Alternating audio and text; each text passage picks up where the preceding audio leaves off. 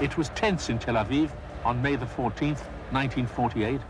It was a day of which all future Jewish generations would never cease to speak and dream, the day of Israel's birth. Many leaders of Palestine Jewry had been hesitant about proclaiming independence. Some feared that such a spectacular act might provoke war with uncertain consequence, but Ben-Gurion convened the leaders who decided by 6 against 4 to declare independence come what may. In a last-minute plea to avert war, Golda Meir met with King Abdullah of Transjordan, who turned her down, warning that he will join Egypt, Syria, Iraq, and Lebanon in their invasion if a Jewish state is proclaimed.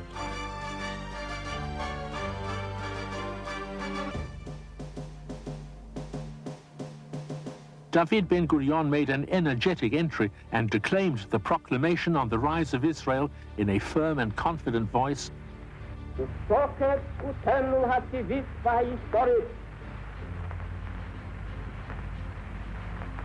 ועל יסוד החלטת עצרת האומות המאוחדות אנו מכריזים בזאת על הקמת מדינה יהודית בארץ ישראל. היא מדינת ישראל. There was a sense of high occasion. The applause was fervent.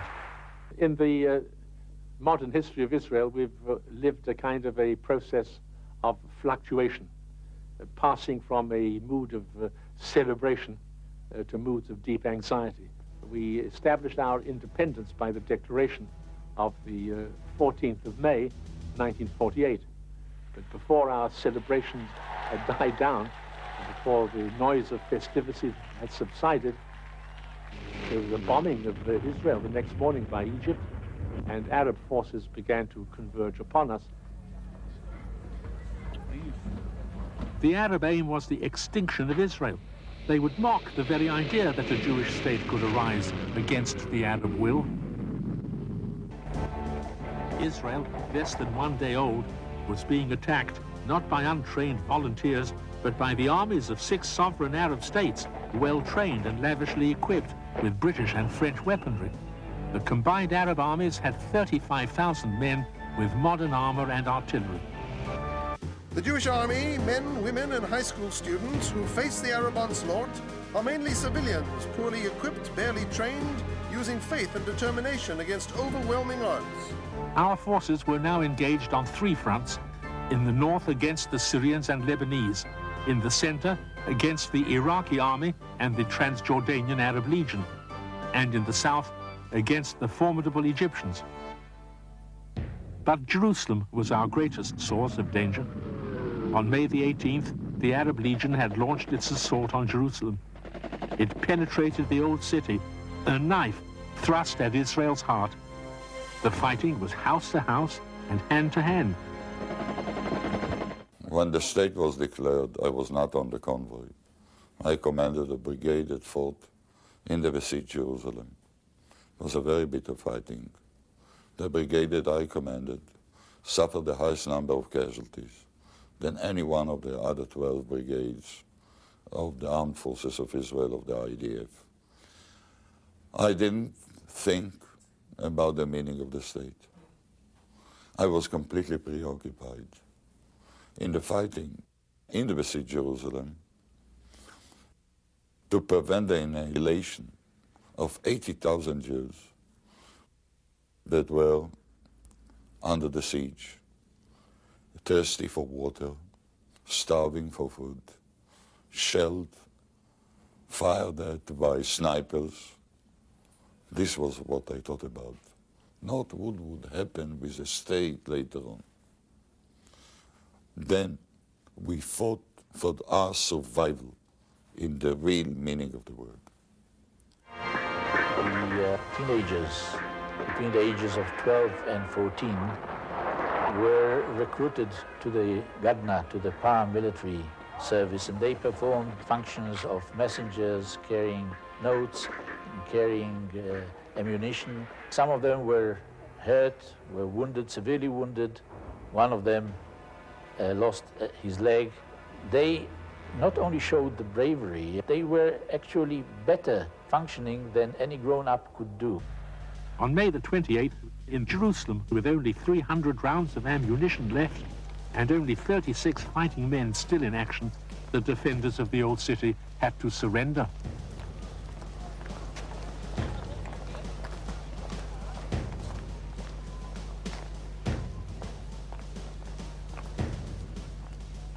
Arabs looted the Jewish quarter, destroying dozens of synagogues in their wild rampage.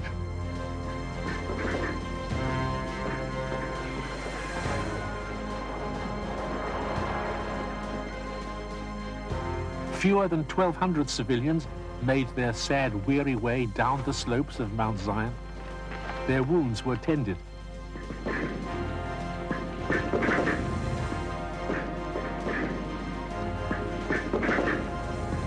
West Jerusalem fought on with valor against the Arab Legion, whose morale was now high. Its Jewish population was besieged, threatened with famine and thirst, isolated from the main body of the state, and subjected to an inferno of bombardment day and night.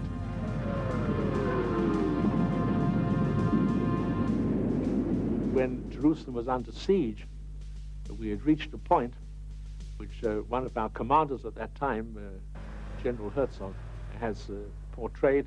Its water supplies had been cut off, and it was living only on what had been collected in the water cisterns. Everybody was living on 1 pail of water a day for all purposes, and about 3 slices of bread a day. That's all that was left in the city at the time. It would be impossible to bring water, food, or ammunition into Jerusalem unless the heights commanding the approaches to the city from the coast could be captured by the Palmach troops. The Palmach attacked Castel across seemingly impassable hills and rocks.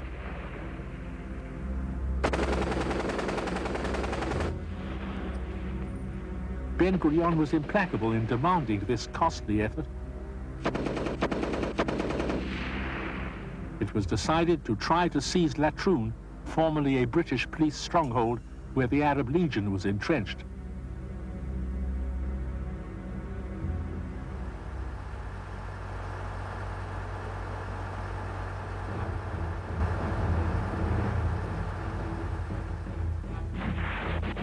We were thrown into battle at Latrun in order to try to open the road to Jerusalem.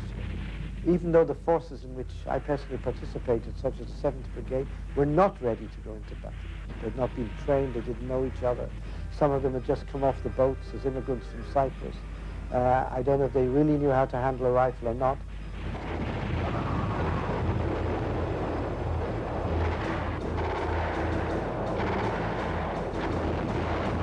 These untrained troops were thrown into the inferno, attacking, retreating, attacking again and again.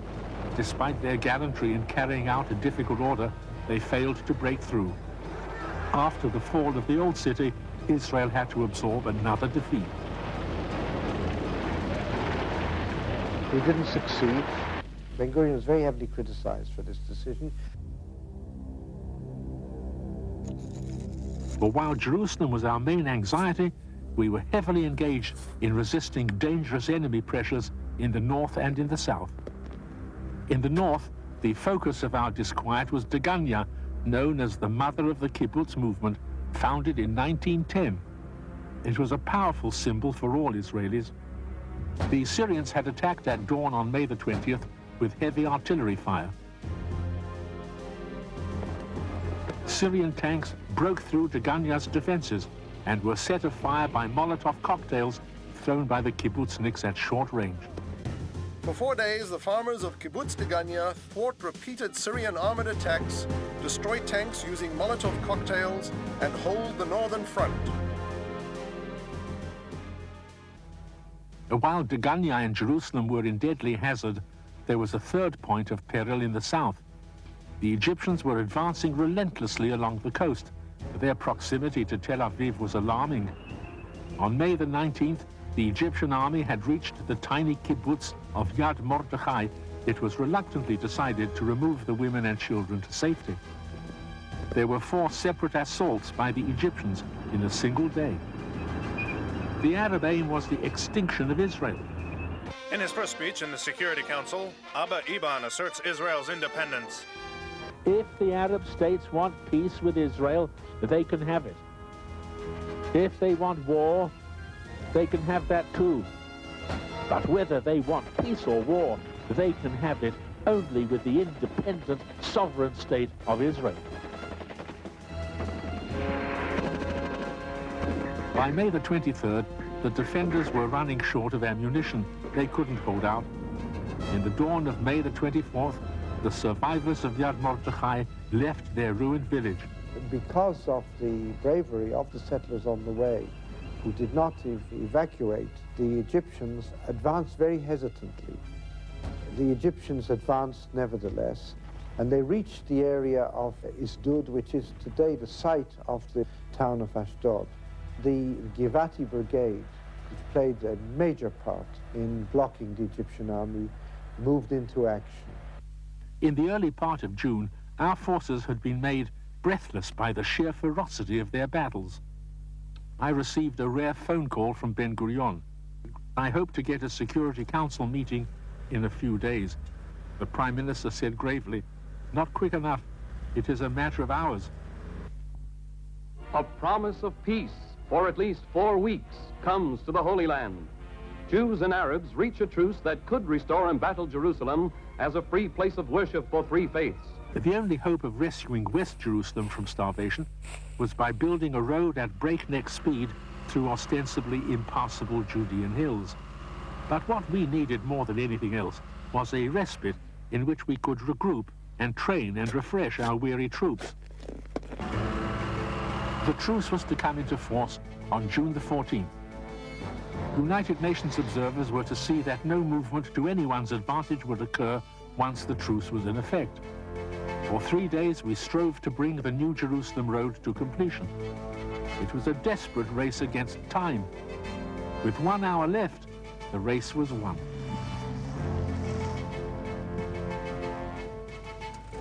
First, free convoy to Jerusalem. Climbing up to Jerusalem early in the morning. We were soldiers and we kissed each other, we hugged each other. It was almost a bless of God. On the first trucks in that first convoy that broke through, there was a Hebrew inscription, "If I forget thee, O Jerusalem, may my right hand forget its cunning." This was an unbelievable saga of heroism. I don't think that people can even envisage what happened in a completely hopeless situation in which sheer guts combined with leadership and are willing to make the supreme sacrifice by everybody, without exception, finally won the day. There was now a respite, time to honor the dead and to thank the fighting men.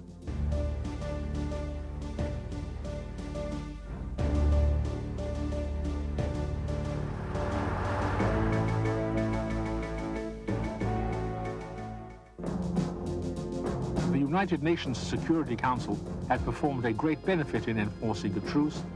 The truce gave our forces an opportunity to regain strength. Rest and exercise fashioned a more efficient army, trained to the sharpest edge. At the same time, copious quantities of ammunition and equipment were brought in, chiefly from Czechoslovakia. New branches of the service, such as paratroopers, were inaugurated. An air force was born.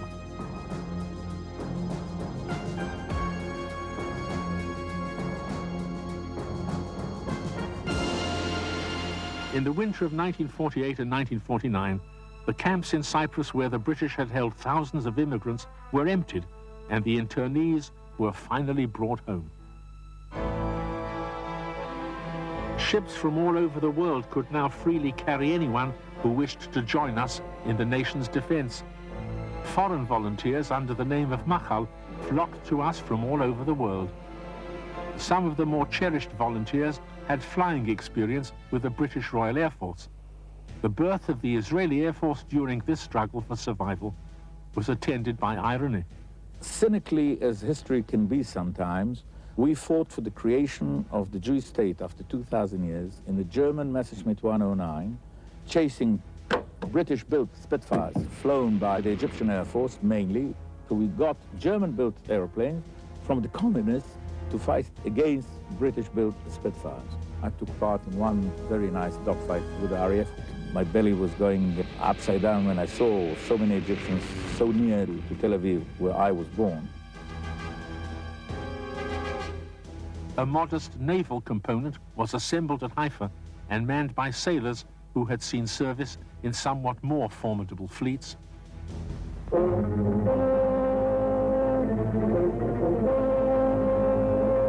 The beach at Tel Aviv becomes a battlefield. In the first serious breach in the new Israeli nation, Irgun extremists clash with the government over a shipload of ammunition. As United Nations observers look on, Irgunists try to unload the American-made LST on the beach. But rather than permit violation of the UN-imposed truce between Jew and Arab, Israeli soldiers fire on the ship and its much-needed cargo. Brother fights brother in the confusion of skirmish along the bloody beach.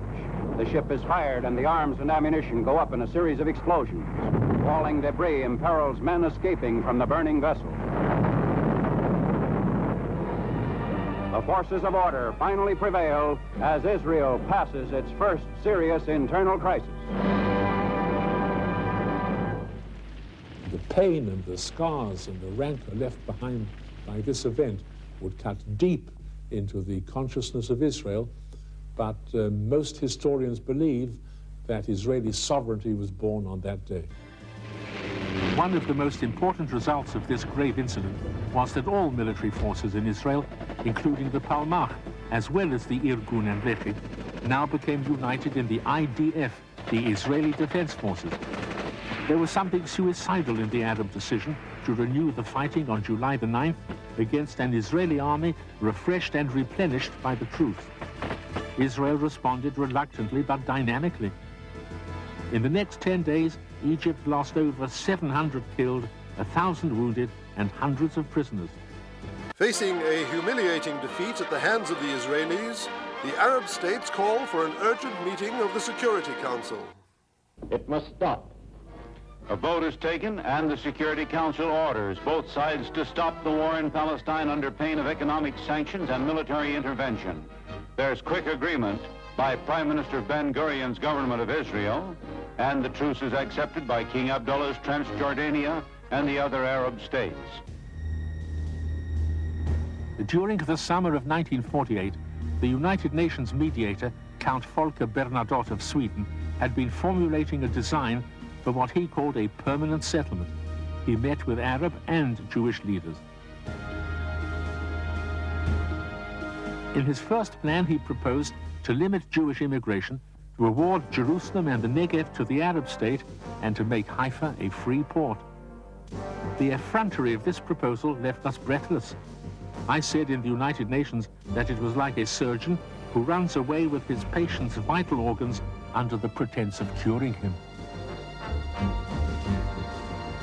It would be charitable to believe that the coincidence of these proposals with Britain's strategic interests was a matter of chance. The Israeli decision was to reject Bernadotte's plan.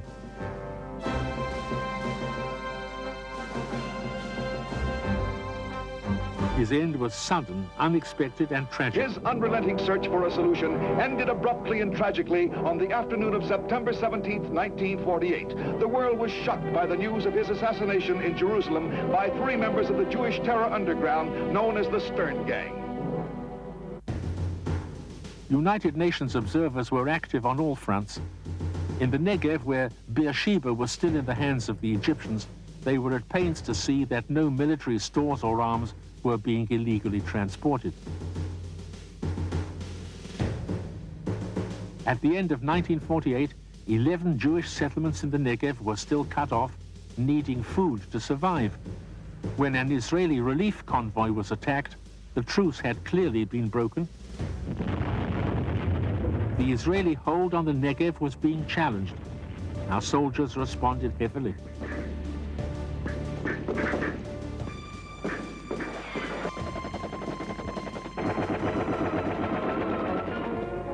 Jewish soldiers are rushed into action to reopen blockaded supply routes to their desert settlements.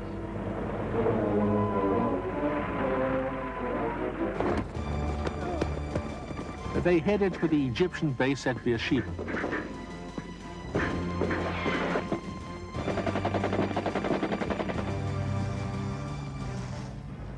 Israeli columns rolling in from the north take the ancient stronghold to command a strategic area along their lifelines to the southern desert.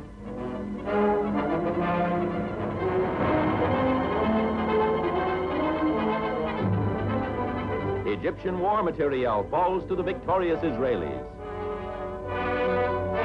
But the defending soldiers brace themselves for counterattack when warplanes of Egypt strike back at the city. Here, small arms fire is used for protection.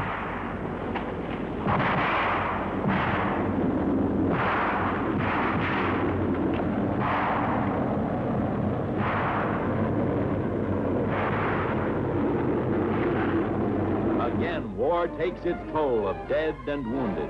But the Israeli army has gained a signal victory. Egypt's offensive power has been severely crippled, her Palestine base is isolated, and many of her soldiers captured. After a week of warfare, guns are silenced by United Nations action. But after the struggle, Israel's position in the desert land of the Negev is established more firmly than ever before. Only one Egyptian stronghold, Fallujah, was left there. Besieged in it was a young Egyptian captain, Gamal Abdel Nasser. Beyond Fallujah, our victorious forces now pressed on across the border into Egypt itself. This was too much for the British, who still had a base in Egypt. They issued an ultimatum: withdraw or we shall force you to withdraw. Ben-Gurion agreed, but not before 5 British planes had been shot down by our Air Force.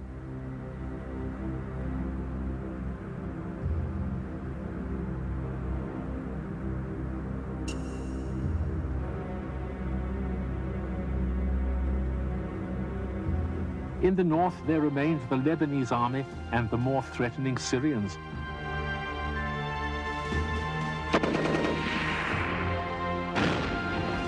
The Lebanese refused battle, and by the last day in October, the Syrians had been vanquished. Galilee was firmly in Israeli hands.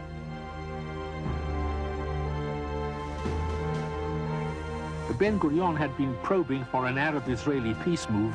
On January the 13th, 1949, negotiations for an armistice began on the island of Rhodes, conducted by the new United Nations mediator, Dr. Ralph Bunche. An agreement was reached 6 difficult weeks later. It was with Egypt setting the example that the others followed. It is doubtful whether any of the other countries, Lebanon, Jordan, or Syria, would have had the political clout or the political courage to enter into armistice negotiations with us, even at the behest of the Security Council, if Egypt had not set the example. These successful armistice negotiations have demonstrated conclusively the ability of the United Nations to mediate a serious conflict and to avert a dangerous threat to the peace.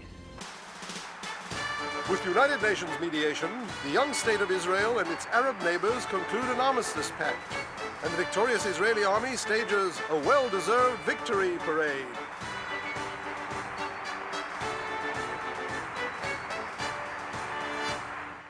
The war for the destruction of Israel's independence had some inevitable effects upon the condition of those Arabs who chose to remain and become citizens of Israel. On the one hand, they had juridical equality. They could elect members to the Knesset. They could, if they wanted, be represented in our parliament at the precise level of their demographic strength. They were equal before the law. On the other hand, their sympathies went out to their kinsmen across the border. But the fact is, there was a very great level and a very great sector of normality in the relationship between Israeli Jews and Israeli Arabs. The war that the Arabs launched against Israel created 2 parallel refugee problems. On the one hand, there was the Arab refugee problem, created as a result of the flight of the Arabs from the consequences of the war which their leaders had launched. And on the other side, there were 800,000 Jews in the Arab countries who became refugees because the hatred that was directed against them in those countries made it impossible for them to remain. What is different, however, is the way in which the two parties related to their refugee problems.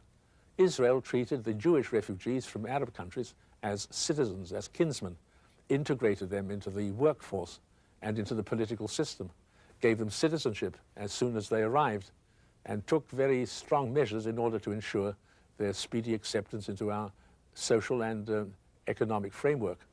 The Arabs, on the other hand, regarded the refugees as a political opportunity.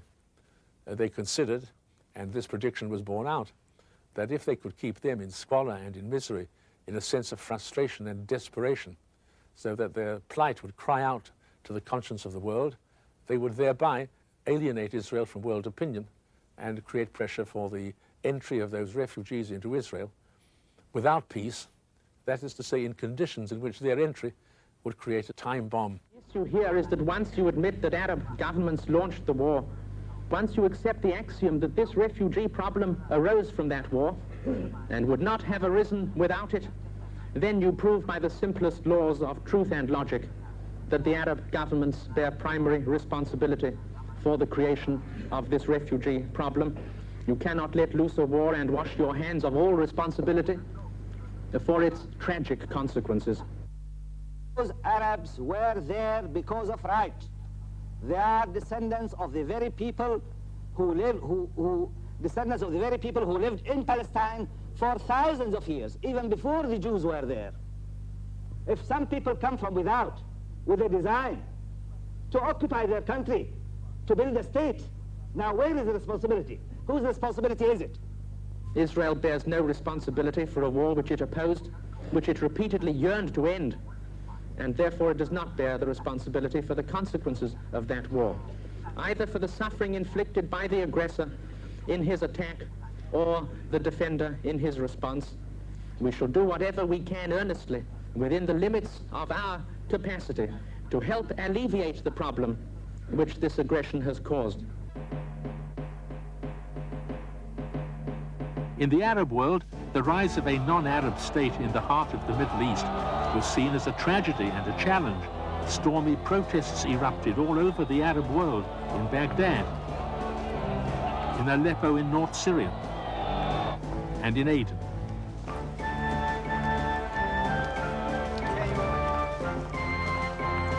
The far-flung Arab world was in ferment. In 3 days, 80 Jews were killed in Aden and 4 synagogues were burned.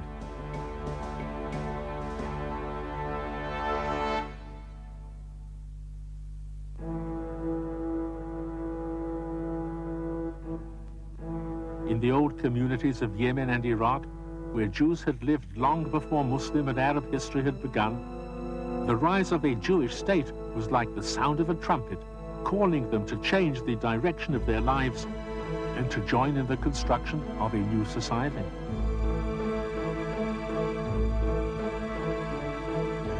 Operation Magic Carpet, as it was called, airlifted thousands of Yemenite Jews to Israel, the last of them in September 1950. The biblical prophecy seemed to be fulfilled. The Lord shall set his hand for the second time to recover the remnants of his people, and he shall set up an ensign for the nations, and shall assemble the outcast of Israel, and gather together the dispersed of Judah from the 4 corners of the earth. Until 1950, the attempt to emigrate from Iraq to Israel was a capital offense. Many Jews had been killed there. When the law changed, almost all the Jews applied to leave Iraq, an unfortunate 25,000 elected to remain. A rescue airlift spans the 600 miles from Baghdad to Tel Aviv to bring to safety 54,000 Jews who face a reported reign of terror in Iraq. Planes running 4 to 6 a day have been getting these refugees out at the rate of 10,000 per month. The rescue must be completed by May 31st, the deadline that Iraq has set for Jewish emigration. For these Sephardim, their arrival in Israel had profound religious meaning, but there was urgent practical demand caused by what had now become a flood of immigrants.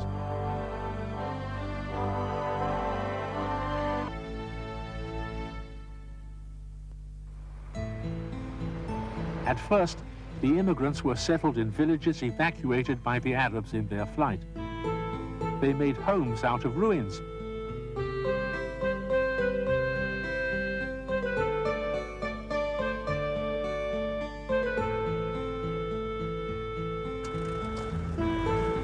When that space was quickly filled, temporary transit camps had to be thrown together, some from old military bases left by the British. On average, nearly 23,000 newcomers were now arriving every month. Even the paperwork presented an administrative challenge. Tents and huts by the thousands were erected, but at times not fast enough to accommodate the flood of immigrants. By the end of 1949, 100,000 people were living in such transit camps. The Ma'abarot were primitive and crowded, flooded by winter rains, exposed to the asperity of the summer heat, and cut off from the main cities and villages. All of Israel's available resources in manpower and material were thrown into the effort to assimilate the new arrivals. The reactions of the new citizens were rewarding. The Ma'abara, or Transition Center, was a unique Israeli experiment designed to encourage immigrants to become independent as soon as they arrived. They were housed in tents or huts, but each family was independent in providing for itself.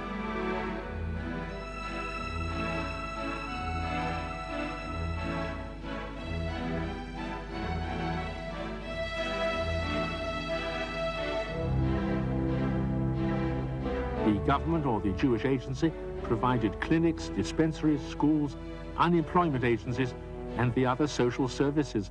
By the end of 1952, 250,000 new Israelis were living in the Ma'abarot.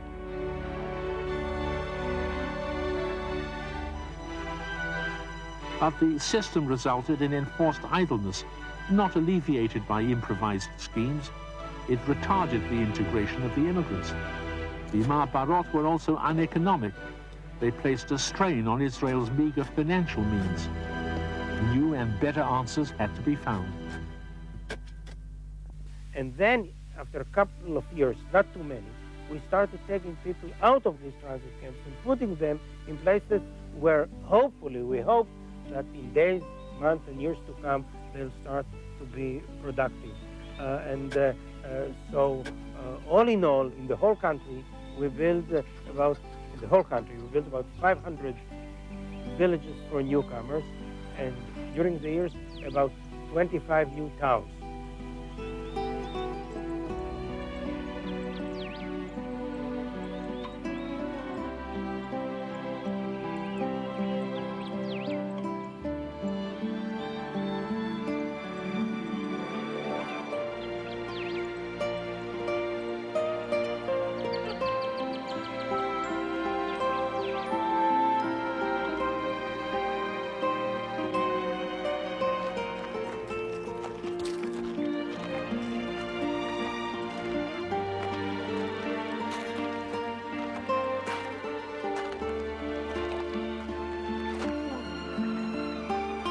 Another development was the creation of extensive new housing projects next to the Ma'abarot.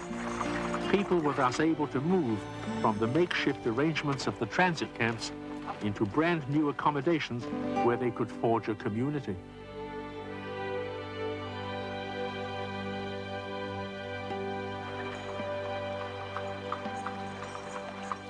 As 1949 began, every available surface was plastered with election propaganda. In January, the people of Israel went to the polls for the first time to elect a government to replace the one that had brought them from the birth of the state to the end of a victorious war.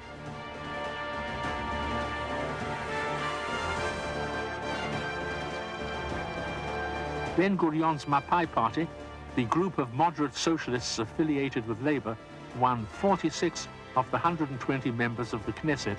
It was by far the biggest party in a fragmented parliament.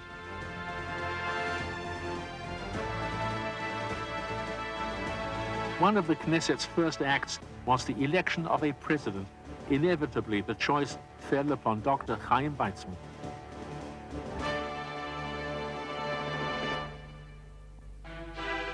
Although the immigrants would eventually become Israel's main economic resource, for the time being, they were Israel's major economic problem. The number of consumers had grown spectacularly.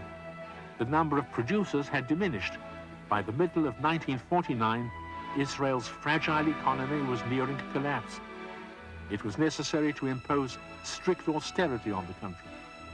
The rations were meager, 1 egg per person per week at first, later 1 per month.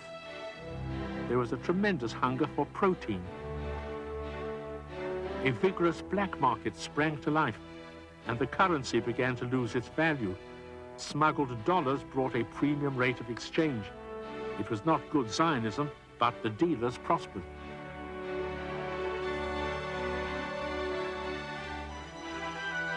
Chickens, dead or alive, became desirable out of all proportion to their appearance.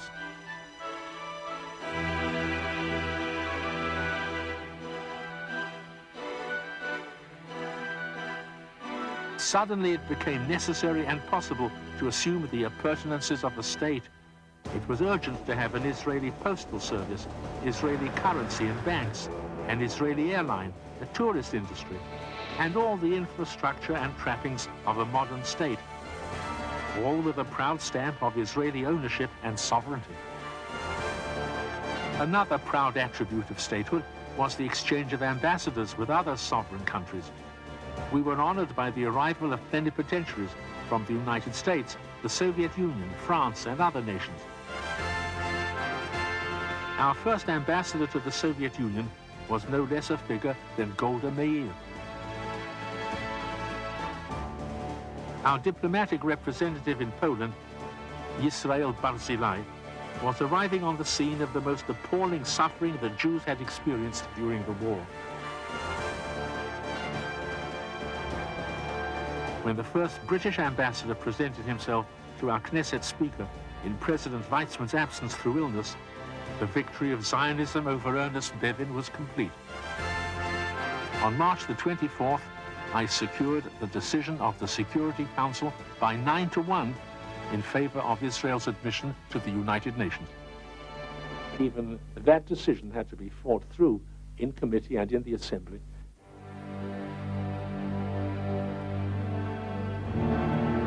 The admission of the applicant, if taken, would be the highest consummation of injustice, and it will draw another nail into the coffin of the United Nations. Israel is the only one of the 160 members that has had to get up and plead for its membership. Normally, you send a letter and you say you want to be a member. But I had to make speeches for 9 hours and kind of a cross-examination, like in the police court, about why we presume to think that we can be members. There's been nothing like that in the history of any other people. We look forward to Israel representing and upholding those traditions of freedom and democratic progress. In the case of the applicant, such evidence is altogether lacking. The New Zealand delegation will, of course, vote for the admission of Israel. After a vote of 37-12 for admission, with 9 nations abstaining, Assembly President Herbert B. Ebat announced, And I therefore formally declare Israel admitted to membership in the United Nations. As the other members cheered, delegates of the Arab states who bitterly opposed Israel walked out. These are Lebanon, Yemen, Saudi Arabia, Egypt, Syria, and Iraq.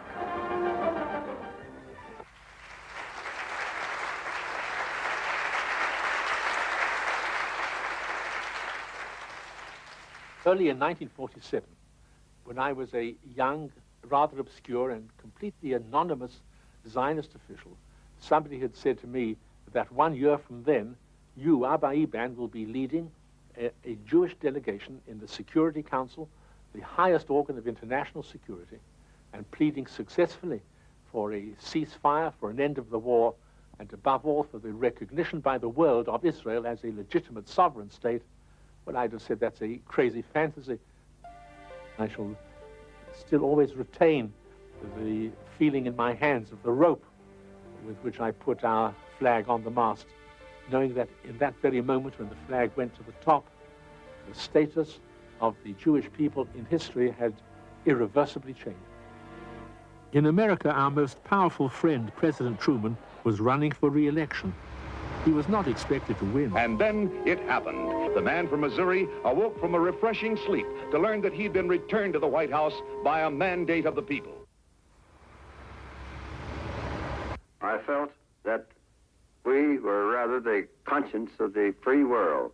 And that's the reason why I so promptly recognized the new state of Israel. I take the first opportunity coming on these, stepping on the ground of this great capital to express my heartfelt thanks to the President of the United States and to the government of this country for all they've done in making out of Israel a reality.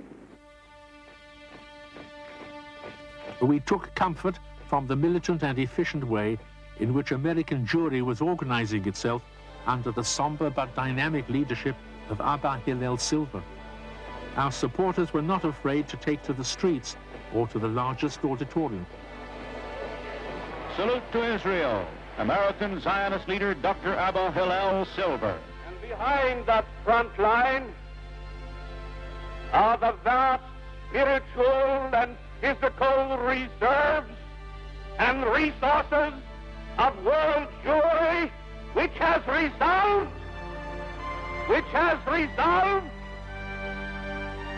that it is tired of being stepped upon and will not permit itself to be stepped upon any longer. I was 33 when I became the leader of our effort in the United Nations and of our embassy in Washington. In September 1950, I presented my credentials to President Truman. Ben-Gurion and Foreign Minister Moshe Sharet wished me to develop a tradition under which an Israeli ambassador would carry weight in America and in the world, and not only in official Washington. One of my early duties as ambassador was to arrange for Prime Minister David Ben-Gurion to make his first visit to the United States. War of independence, fought after 6 millions of our people have been exterminated by the Nazis, proved once again that the cause of justice, faithfully pursued, must triumph in the end. Next stop for the Israeli premier is New York City. In a parade through its towering canyons, the leader of one of the world's newest republics is hailed by 1 million people. Visiting the White House, Ben-Gurion presented President Truman with a symbol of the state that he had helped into existence. From September 1950, I was ambassador to the United States as well as to the United Nations. My first aim was to create a legal and political basis for American-Israeli cooperation and alliance. In 1951, Dean Acheson and I negotiated the eligibility of Israel for American aid and signed the first agreements of friendship and commerce. James G. McDonnell, first U.S. ambassador to Israel, with former Miss America Bess Meyerson at left and Shoshana Damari, Israeli folk singer, campaign in behalf of Israel's $500 million independence bond issue. There's a general impression that Israel is busy with only 2 things, politics and austerity. But when you get to Israel, you find that not politics or austerity, but production, building, new settlements, a tremendous spirit of achievement and progress dominates the whole country. The whole of Jewish history is an eternal celebration of resilience. This quality has rarely come to finer expression than in the manner in which Israel now created its own opportunities. We inherited an economy almost exclusively dependent on agriculture. It was imperative to exploit such natural resources as we had and to build an industrial base. We needed manufacturing plants. Above all, we needed irrigation, and so much effort and ingenuity was spent in utilizing our meager supply of water. A pipeline to the Negev caused the desert to bloom. Israel even entered the textile and automobile industries. In December 1949, the United Nations decided, though without much conviction, that it would try to establish an international authority over Jerusalem. Having turned its back on Jerusalem when the city faced famine and destruction in 1948, the United Nations belatedly claimed jurisdiction. The only effect was to bring about a resolute Israeli reaction. Ben-Gurion moved to the Knesset from Tel Aviv to Jerusalem, where it took an oath never to leave that city again.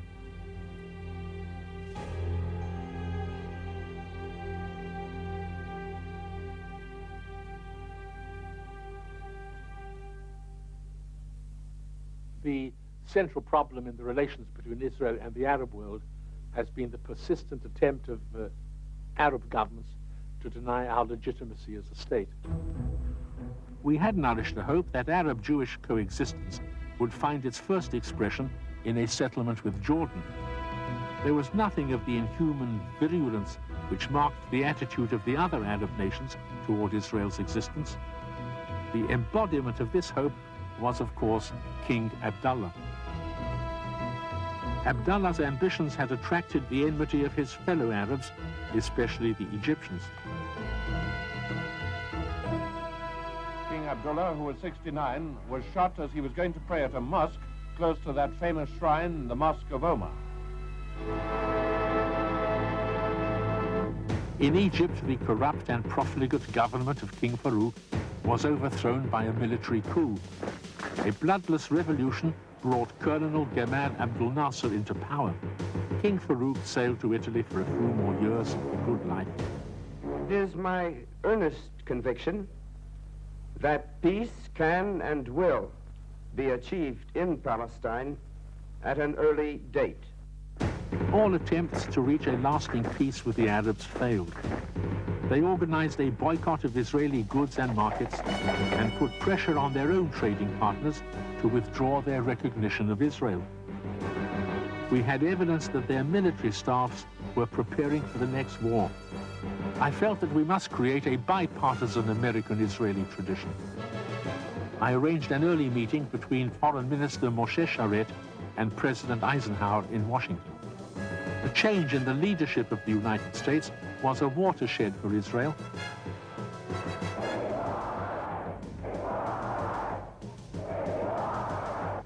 In May 1952, I spoke at a dinner honoring President Truman. I said, "We do not have orders or decorations. Our material strength is small and greatly strained.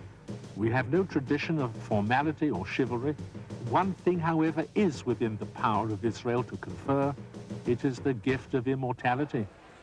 Those whose names are bound up with Israel's history never become forgotten.